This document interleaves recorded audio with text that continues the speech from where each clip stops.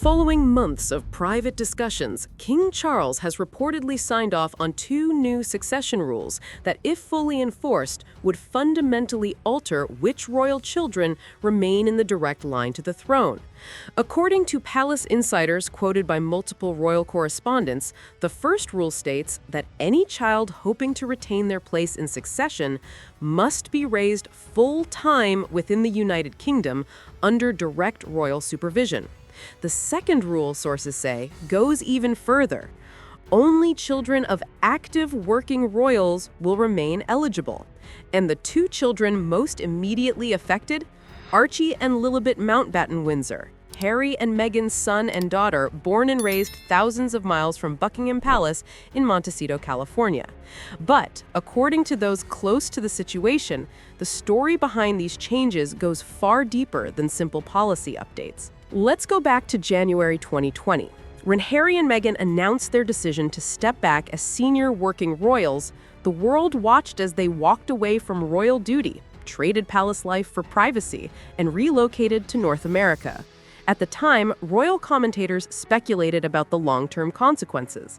Would their children be treated differently? Would the monarchy eventually draw a line between those who serve and those who don't? For years, those questions remained hypothetical. But now, according to constitutional experts interviewed by royal historians, King Charles has reportedly decided to answer them with policy, not sentiment.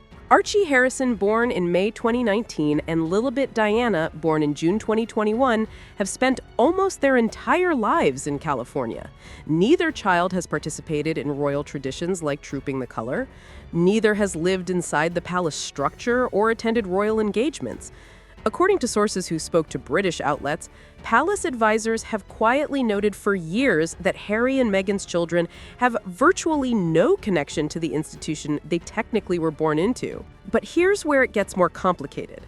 When these new rules were first reported, reactions inside royal circles were reportedly divided.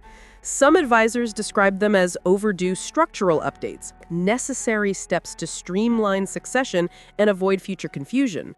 But others, however, saw them as something more pointed. According to one source quoted in a royal documentary, the timing felt deliberate, almost as if the monarchy was drawing a boundary and making sure everyone understood where Harry and Meghan's family stood in relation to it. For Meghan, sources say, the impact was deeply personal.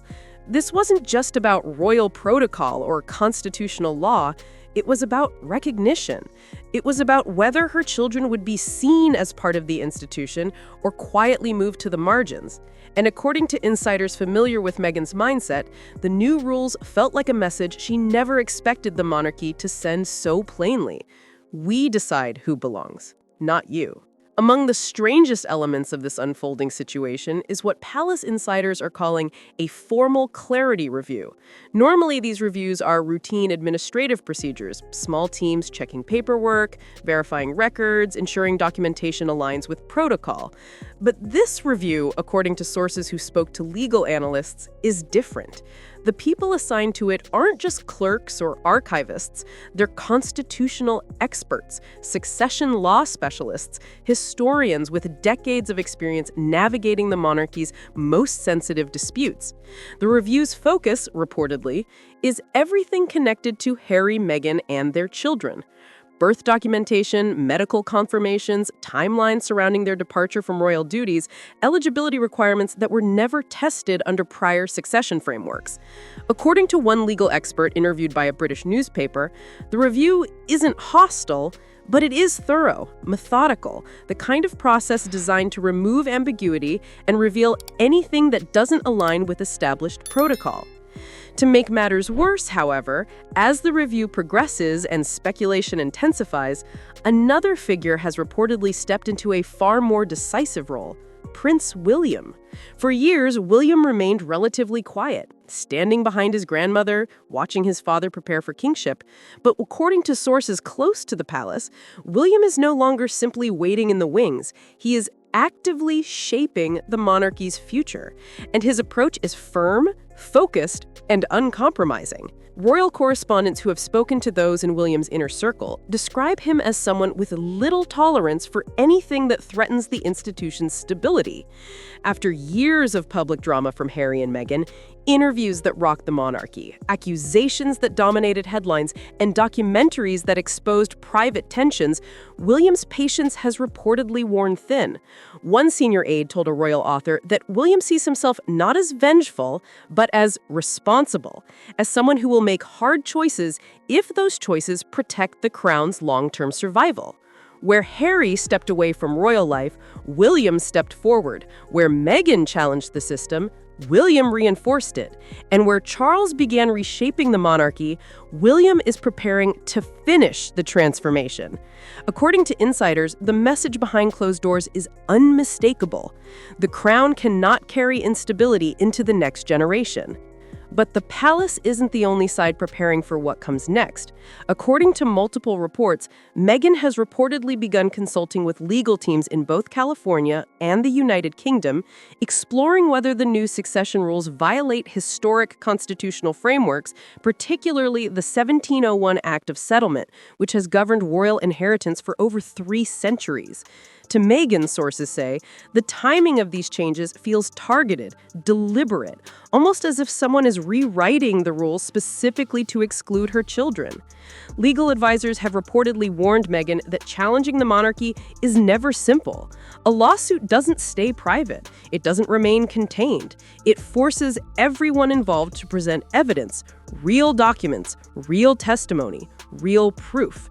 And that's where the danger begins. Because if Meghan moves forward with legal action, Harry will be forced into the one position he has avoided for years, choosing a side publicly. Now, here's the question no one can avoid.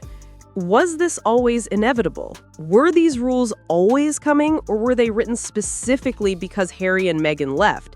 And if they were always coming, why now? Palace officials insist the changes were overdue, that a slimmed-down monarchy requires clearer succession guidelines. But critics, and certainly Meghan herself, reportedly see it differently. They see erasure disguised as efficiency. For Meghan, this fight is about recognition, about ensuring her children aren't quietly removed from a family they were born into. For the monarchy, it's about order, about protecting an institution that has survived centuries of crises by refusing to bend when pressure builds. And for Harry, it's about choosing between 2 worlds that can no longer coexist. So here's what I want to know. Do you think King Charles had the right to change these rules, or does it feel like the monarchy is punishing Harry and Meghan's children for their parents' choices? Should Archie and Lilibet be treated differently just because they live in California? Let me know your thoughts in the comments below. This isn't the end of the story. This is the spark, the moment before the explosion. Whatever happens next will reshape the royal family forever. If you want to stay updated on every twist in this unfolding royal crisis, make sure to like this video, share it, and subscribe so you never miss the next chapter.